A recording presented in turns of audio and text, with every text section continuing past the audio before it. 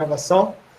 Dando continuidade à pilha de protocolos, como a gente falou, eu vou hoje falar brevemente para vocês sobre o RPL e tentar mostrar para vocês algumas das aplicações, né, que a gente vai usar. Vou mostrar para vocês isso dentro do Contic. Eu vou pedir desculpa para vocês, mas eu estou muito cansado. Então, assim, se a aula de hoje não for exatamente o que vocês estão esperando, ou não seja tão boa assim, eu já peço desculpas, mas eu estou no limite do meu cansaço, tá bom? Então, vamos lá.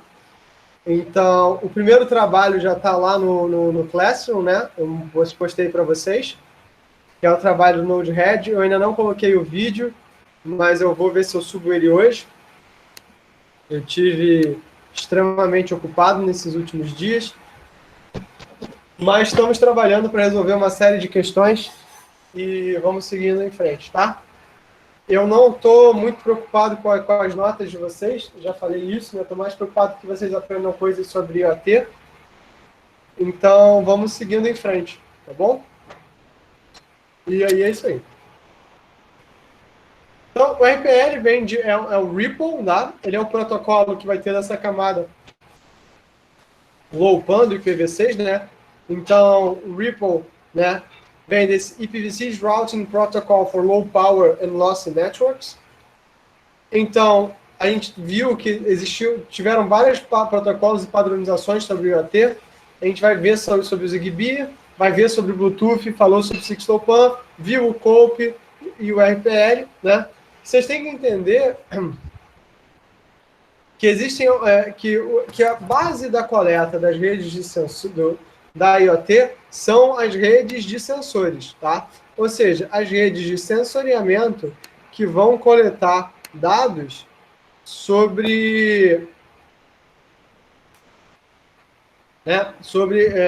o ambiente. E vocês vão ter redes que vão ser estruturadas, ou seja, com o nó centralizador ou não, e 5 tipos de redes de sensores sem fio. Terrestre, redes que vão funcionar no subsolo, subaquáticas, multimídia ou móveis. E tentei passar pelo vídeo. Essa estrutura ela vai poder estar dividida entre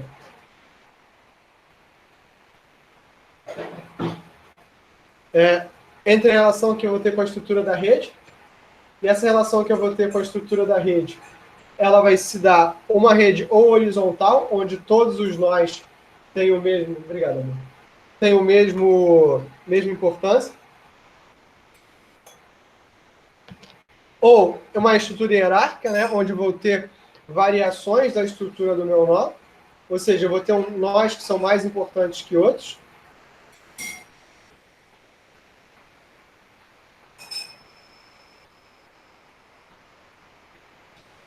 Ou dependente da localização. Dependendo da localização, nós diferentes têm elementos diferentes.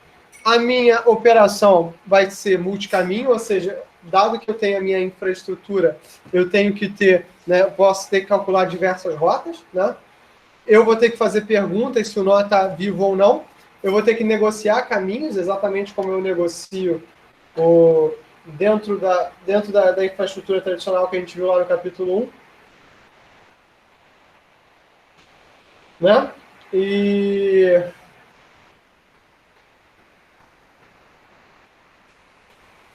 E lidar com QoS, né? Aplicações diferentes têm requisitos diferentes de QoS. Os protocolos, né, em termos de roteamento, eles vão ser proativos, reativos ou híbridos. Proativos no sentido que eu vou buscar uma rota nova toda vez que tiver uma requisição, tá?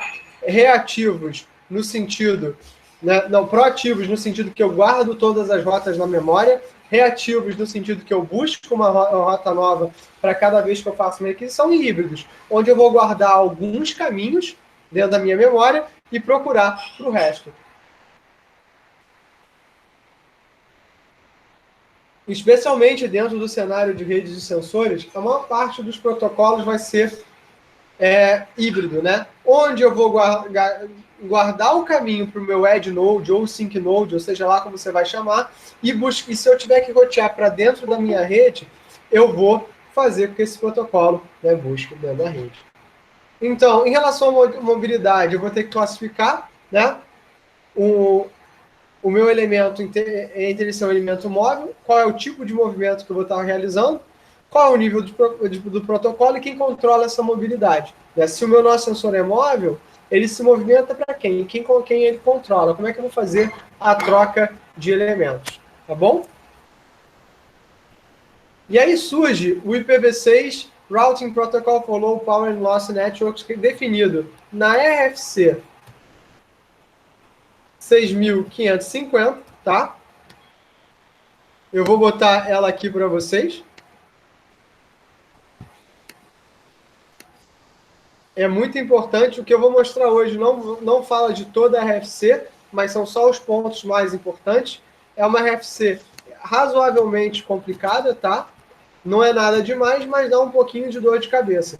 Teve uma turma de redes industriais que eu pedi para os caras implementarem esse protocolo dentro da rede, mas lá naquele elemento que eu já mandei para vocês, esse protocolo já está feito. Para vocês terem noção, essa RFC tem 154 páginas, tá? Então, vale a pena vocês saberem o que é, mas vocês precisam dar, né, não precisam ficar decorando essa linda RFC todinha. Tá bom?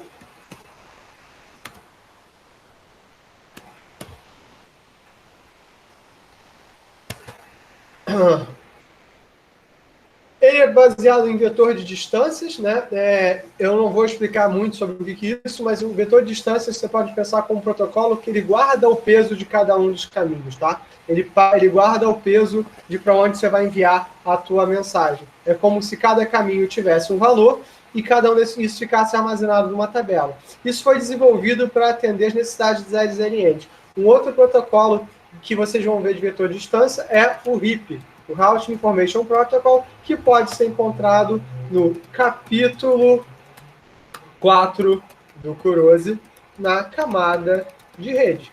Tá bom?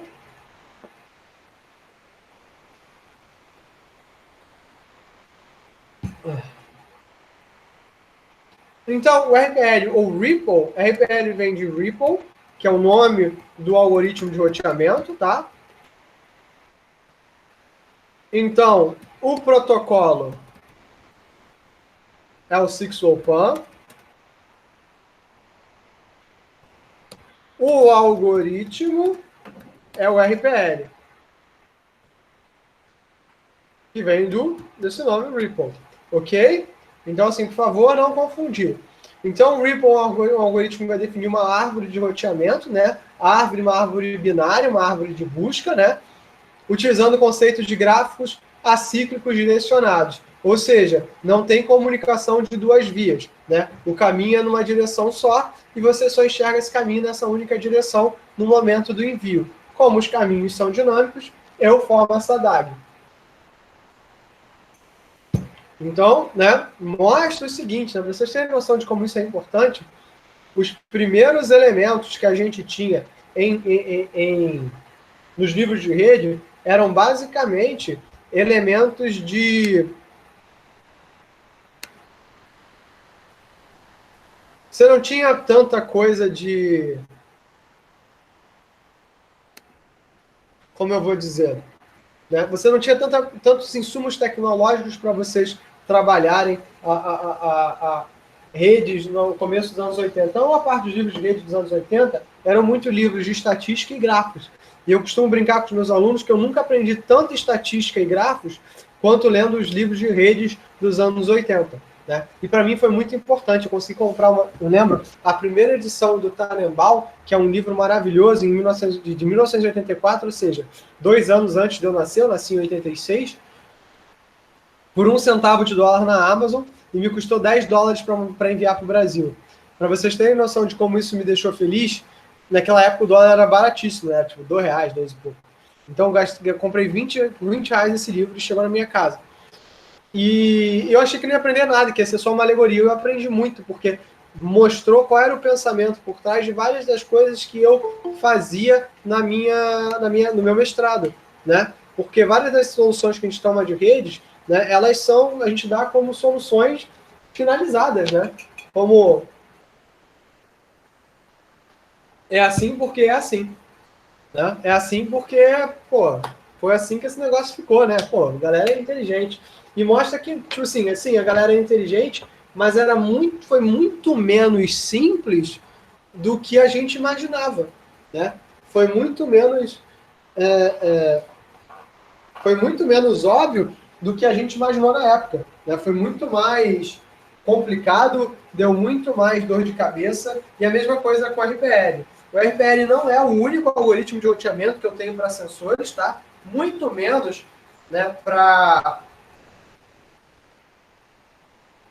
não só no cenário de IP, tá? Eu tive vários outros algoritmos na literatura. Se vocês tiverem alguma dúvida sobre isso, é só ir dar uma olhada no Google Scholar, tá?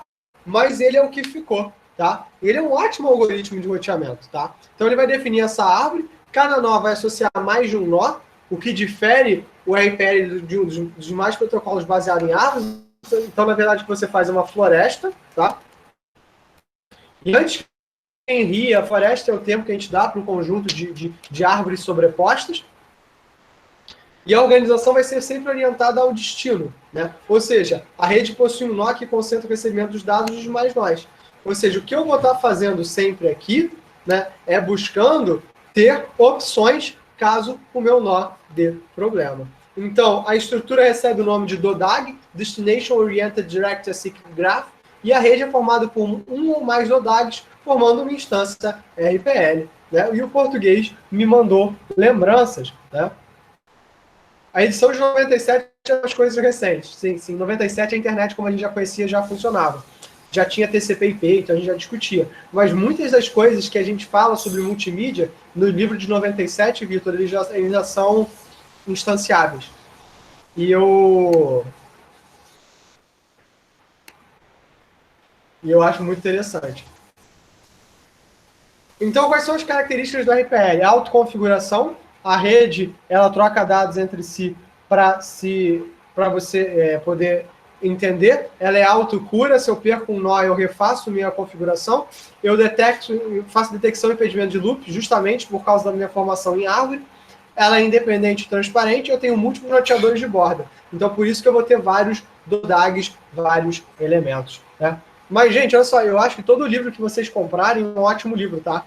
Nunca tem... Assim, uma coisa que eu aprendi na vida e que eu acho que é muito importante é que nunca existem livros o suficiente. Você nunca leu bastante, tá? Então, um livro de 97, ele vai ser muito importante porque vai mostrar para vocês uma outra visão. A minha esposa, ela é de teatro, né? E ela fala para mim que ela sempre assiste, né, coisas sobre conteúdos que ela já assistiu, justamente para ter visões diferentes. Autores diferentes têm visões diferentes, e é muito interessante você ver a visão de antes de como a internet foi feita, né? Ou como nesse momento recente da internet, ver como a gente era ingênuo. Então, a gente quanto comunidade, né? Em 97 eu era um molecote, eu tinha, 11 anos. Eu vou ter 3 modelos de nós, eu vou ter o roteador de borda, o roteador e o host, onde o RPL, as funções objetivos de troca, o RPL não vai definir uma métrica ou restrição e vai usar 2 funções objetivas que vão desempenhar esse papel. O 0F, que na verdade é uma função que te deixa à vontade, e o Minimum Rank with Hysteresis Objective Function, que é uma das funções possíveis, mas na prática você pode fazer o que você quiser. Eu vou ter mensagem de controle, o DODAG, DIO, que é o DODAG Information Object, o DIS, que é o DODAG Information Solicitation, o DAO, que é o Destination Advertisement Object, e o DAO-EC, que é o Destination Advertisement Object Acknowledgement. Então, com base na minha heurística, o nó raiz vai calcular o seu próprio rank, ou seja, eu vou ser sempre a raiz da minha árvore de transformação, eu sempre me vejo como raiz, então é um protocolo que é distribuído nesse sentido, né? Que eu sempre acho que eu sou a raiz da minha própria árvore, tá? Isso é muito interessante, isso é muito importante da gente entender. Os nós dois, ou seja, os vizinhos diretamente conectados ao nó vão calcular o seu rank e vão disparar DIOs para os seus vizinhos, né? Ou seja, esses advertisements, lembrando, DIO, né? DODAG Information Object, ou seja, eu estou me anunciando, dizendo quem eu sou. E assim, como é que eu vou evitar o ciclo? Eu vou receber o DIO do meu vizinho, do nó 2, e eu vou ignorar porque o meu ranking é maior do que o dele.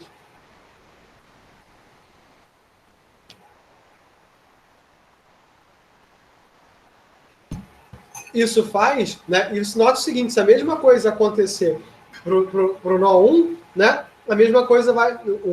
Se o nó 1 manda, se o nó 1 manda um DIO e o nó 2 se calculou como ranking maior, isso evita que tenha esse caminho. Então, essa é a visão do 1 para o 2. E esse processo vai continuar até que todos nós da rede tenham recebido e enviado seus rankings. Ao término desse processo, todos já escolheram seus pais preferidos, ou seja, para qual nó vão enviar seus pacotes. É possível que cada nó armazene informações de mais nós para poder trocar de pai preferido. Né?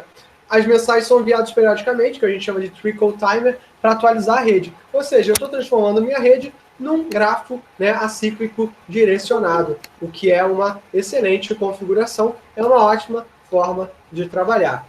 A mensagem DAO vai ser enviada dos nós para o nó raiz, e é o que vai fazer. Nesse momento, eu estou sendo, né, proativo, porque eu quero saber quem é o meu nó raiz. Então, entre os nós da rede, eu vou ser reativo, eu vou buscar o meu caminho, mas para o nó raiz, eu vou ser proativo, né, e vou enviar o negócio. Uma mensagem DAO que pode ser solicitada pelos nós a fim de garantir a entrega do DAO, tá? E o nó ingressante na rede envia um DIS solicitando um DIO aos demais nós. Ou seja, DIS, eu entrei na rede e quero receber um ranking, DAO e DAOAC é para eu fazer o caminho para o nó raiz, o DIO é para formar o ranking, e é só isso que eu faço. O campo do DAO, que vai estar encabeçado, que vai aqui, assim, esse elemento, que é o corpo, vai ser a mensagem do COPE e do MQTT, né? O ranking vem no cabeçalho, a minha instância vem aqui, tá? E é só isso que eu vou ter no cabeçalho do RPL, tá? A mensagem DIO a mesma coisa, né? E basicamente é isso que é o SIG/LowPan. E o resto vai vir no cabeçalho do IPv6, que é o endereço IPv6 do cara. Então não tem mistério, não tem dificuldade. Vamos mostrar isso aqui funcionando dentro do meu elemento de roteamento. Então, eu vou parar aqui a apresentação. Não, eu quase parei a gravação, né? Deixa eu abrir aqui a minha máquina virtual. Tá? E eu vou aproveitar e mostrar para vocês o Contic. Tá? Como vocês podem ter visto, né? A Kate compartilhou com a gente, né, um guia de instalação do Contic NG. Né? Vocês viram, não sei se vocês viram, mas está lá na lista. Então, eu mostrei para vocês, pedi para o Bruno mostrar para vocês o Node-RED na aula passada, e eu achei que foi uma experiência muito legal. Eu achei que o Bruno fez uma ótima apresentação. Né? Vocês podem confirmar isso para mim ou não. A gente mostrou aquela implementação do COPE feita para Arduino naquela outra pilha de protocolos.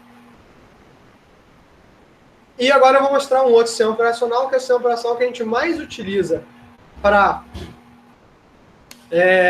aplicações dentro da academia, né, que é o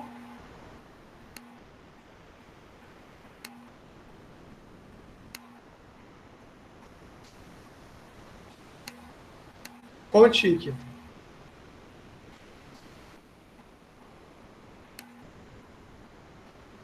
Tá? Então, esse aqui é o Contic, né? E dentro do Contic eu tenho um simulador. Esse simulador, ele é o Kuja, tá? O Kuja, ele é um bom simulador de rede, tá? E ele serve para ajudar a gente dentro do Contic. Então, o que é? Essa imagem que eu estou executando é uma antiga máquina virtual, que é um Instant Contic, mas não vai mudar muito.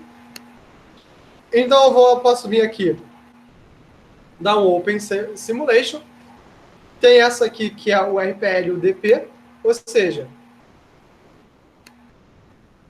vou abrir aqui. Então, olha só como é que funciona. Aqui, ele mostra para mim uma rede com diversos nós. Para quem quiser, aqui tem o código da simulação. Eu tenho um simulador desse meu script. Isso aqui é tudo feito em C, tá? Mas vocês não precisam ter medo. Se eu pedir para vocês fazerem alguma coisa, vai ser mais para rodar uma simulação já pronta. Se eu quero rodar, né? E aqui eu tenho algumas opções, né? Eu posso dar aqui View, eu quero ver os endereços, quero ver os logs, quero ver radio traffic, quero ver... Acho que só. Então, eu vou começar aqui a rodar a minha simulação. Olha só ele ganhando endereços IPs e IPv6. Eles começam a fazer os anúncios, tá? E ficou um cocô, porque está cheio de endereço IP. Eu vou tirar isso daqui.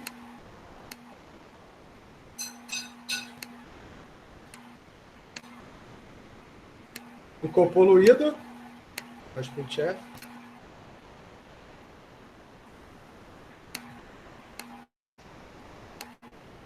Então aqui eu vou estar rodando. Olha só, começa a mandar as minhas mensagens DIO, as minhas mensagens DAO, e vou começar a formar a minha ocorrência da rede e gerar a minha rota. Então, isso são os pacotes sendo trocados em tempo real, tá? Sendo enviados para todos os elementos. Esse exemplo que está sendo... E olha só a formação da rede começando a acontecer, né? Olha só como o nó 1 parece que ele vai ser a raiz da minha rede. Todo mundo está tentando chegar nele, né? De alguma forma. Esses glitches que estão dando é porque a minha máquina é um cocô, tá, gente? Então, olha só como é que isso está acontecendo passo a passo. Eu troco, vou ignorar as mensagens e vou tentar chegar até o final da minha, né, mensagem. Isso é muito legal, muito interessante. E aqui embaixo, né, é porque não está dando para ver os dois, eu vou subir um bocadinho. Aqui, dentro do Contic, ele mostra os outputs, né? Ele está mostrando as mensagens sendo trocadas. Isso é muito legal também de vocês darem uma olhada. Esse multi-output, né, ele funciona, né, com o pacote. Então, vocês vão ver aqui, né, dentro dessa mensagem, dentro desse elemento aqui da minha comunicação, a formação dos pacotes. Então, olha só como é que ficou a minha rede no final, né? Eu parei aqui a minha ferramenta, tá? Então, aqui vocês vão conseguir, né, verificar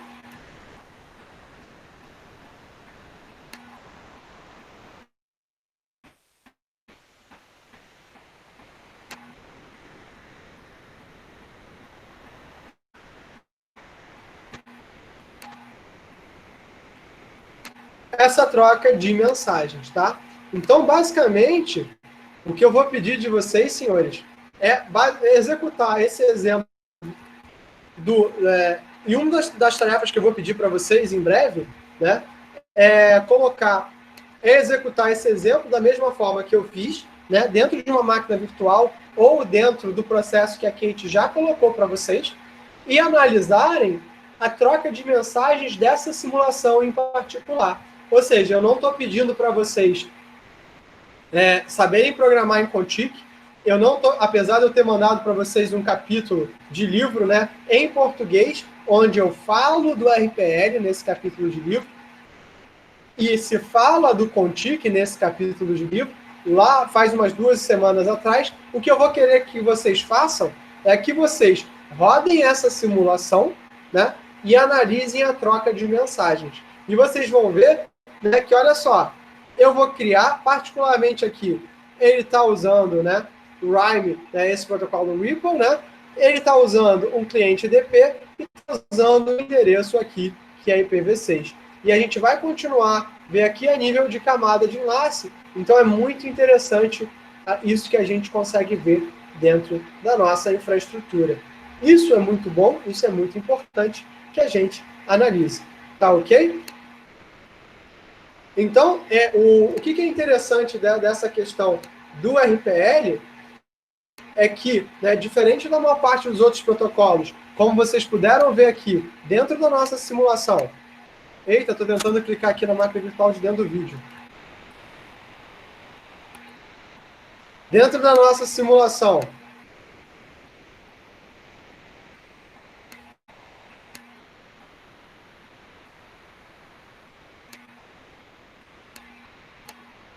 eu tenho diversos caminhos sendo alterados. Olha aqui a geração dos pacotes sendo trocados, né? E é isso que eu quero mostrar para vocês. Olha só, ele vai gerando mais protocolos, vai trocando mensagens, isso aqui é um verificador de pacotes. Então, o que eu quero que vocês saibam fazer é ver essa troca de pacotes acontecendo e conseguir, né, identificar quais são os endereços IPs, quantos nós foram feitos, né, através dessa simulação. Não é nada demais, é bem tranquilo, inclusive, e vocês vão conseguir trocar os seus dados de forma bastante poderosa, bastante relevante. Acho que é isso que a gente sempre espera. Tá? Então, vocês vão ver que existem conexões aqui, e se vocês quiserem, pausei aqui, vocês podem vir aqui no nó, aqui tem informação sobre o nó, aqui vocês podem buscar mais informações, ver a escola, o que está rolando aqui dentro, vocês podem deletar esse nó. Dentro dessa simulação, vocês vão poder estudar o código dessa simulação, né? E se vocês quiserem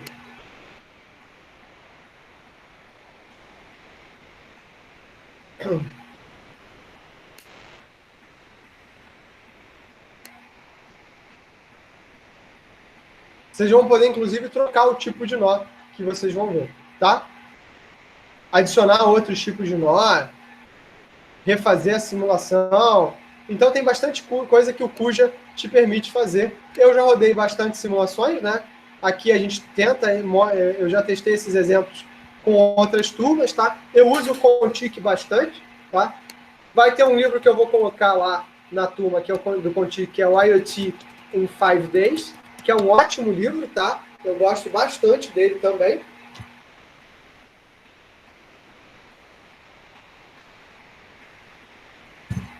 Na página do Contic NG, vocês vão bastante tutorial. E o RPL é um protocolo muito simples, né? Mas ele está sendo a base, a peça fundamental que a gente tem utilizado. E nota que esse cara aqui é o cara que vai, né, conter aquele filtro de IPs que a gente falou quando a gente falou sobre IPv6 pela primeira vez. Tá bom? Pessoal, eu acho que eu vou parar por aqui, né? Vocês já têm atividade do Node-RED. Eu vou escrever essa atividade aqui para vocês fazerem, usando esse exemplo específico, tá?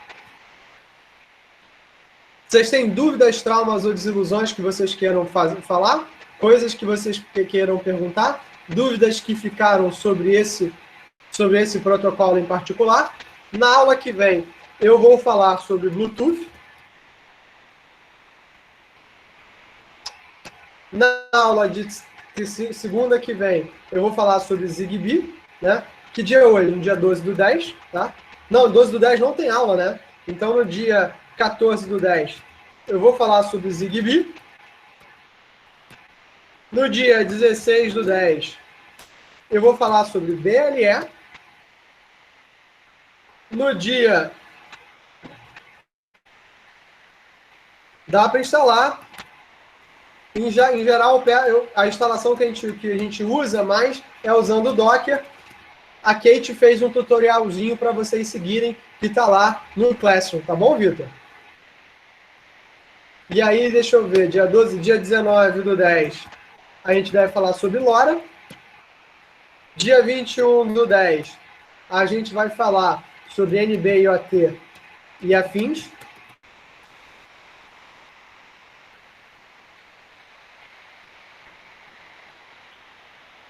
E a partir do dia 21/10, vamos focar em temas práticos. Vamos fazer aplicações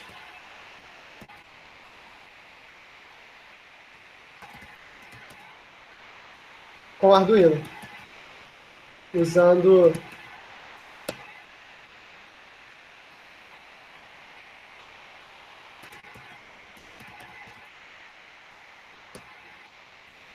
tá bom? Então, né, e o final, e depois eu vou colocar o projeto final, mas o projeto final eu vou dar um prazo um pouco maior para vocês. Então, vocês vão ter, né, atividade do Node-RED, vou passar essa atividade aqui sobre o COP e algumas outras provavelmente uma lista de exercícios só para vocês terem algo teórico para reforçar, tá bom? Dúvidas, traumas ou desilusões, galerinha? Para aqueles que não quiserem instalar, tem uma ferramenta chamada Instant Config no VirtualBox. Eu tenho ela instalada, né? Talvez tenham que mexer em alguma coisa. Tá ok?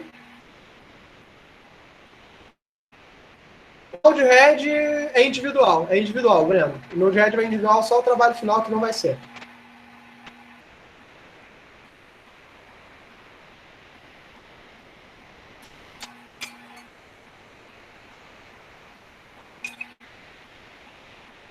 Porque, na verdade, até a resolução do trabalho do Node-RED está em outro vídeo que a gente pôs no canal, entendeu? Então, assim, é mais para vocês realmente conseguirem fazer, né, o passo a passo, nem que seja copiando esse outro vídeo, que também foi uma outra aula do Bruno. É só vocês buscarem lá nos vídeos do meu canal, que vocês vão achar até essa resolução. Tem um vídeo também, uma outra aula sobre Contic, que é uma aula sobre programação, para aqueles que têm manha de C, né? Existe essa videoaula de programação de aplicações em Contic.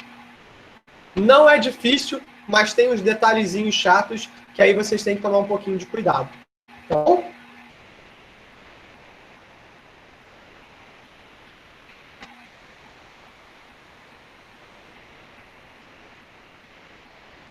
Pessoal, então se vocês não têm mais dúvidas, eu vou liberar vocês e eu vou tentar ver se eu consigo até o final de semana já colocar todos os trabalhos para vocês já ficarem cientes de tudo que vocês vão precisar fazer até o final do período. A entrega dos trabalhos é no dia 10/11, tá bom?